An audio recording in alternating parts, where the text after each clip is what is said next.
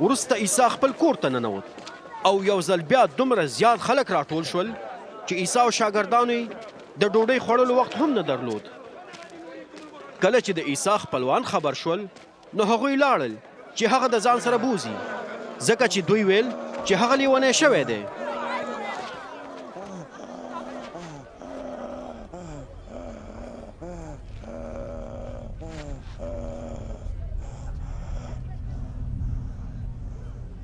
د شریعت کوم عالمان چې د اورشلیم څخه راغلي وو ویل یې هغه د بالزبول یعنې د پیریانو د مشر چې شیطان دی په مرسته پیریان وباسي. نو عیسی خلک راوغوښتل او په مثالونو کې ورسره خبرې وکړې او ویل شیطان څنګه شیطان ویستلی شي؟ که په یو پاچاهۍ کې بې اتفاقي را پیدا شي نو هغه پاچاهۍ نشي پاتې کېدلی. که په یوه کورنۍ کې بې اتفاقي را پیدا شي نو هغه کورنۍ نوره نشي پاتې کېدلی. که چیرې شیطان د خپل ځان په خلاف راپورته شي او د ځان سره بې اتفاقه شي نو هغه نشي پاتې کېدلی او قدرت یې له منځه ځي.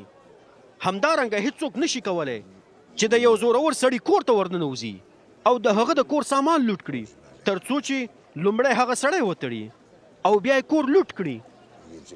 په یقین سره زه تاسو ته دا وایم چې د انسان هر ډول ګناه او حتی هر کفر چې ویلی وي هغه به وبخښل شي.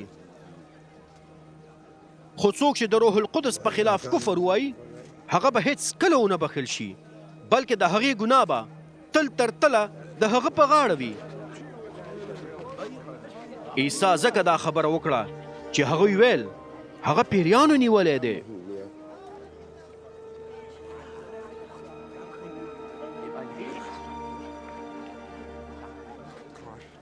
بیا د عیسی مور او ورونه راغلل او د کور څخه د باندې ولاړو. هغوی یو څوک ورولېږه چې هغه ته غږ کړي. په دې وخت کې ګڼ شمېر خلک چې د عیسی چار چاپېره ناستو هغه ته وویل ستا مور او ورونه د باندې ولاړ دي او غواړي چې تا وویني.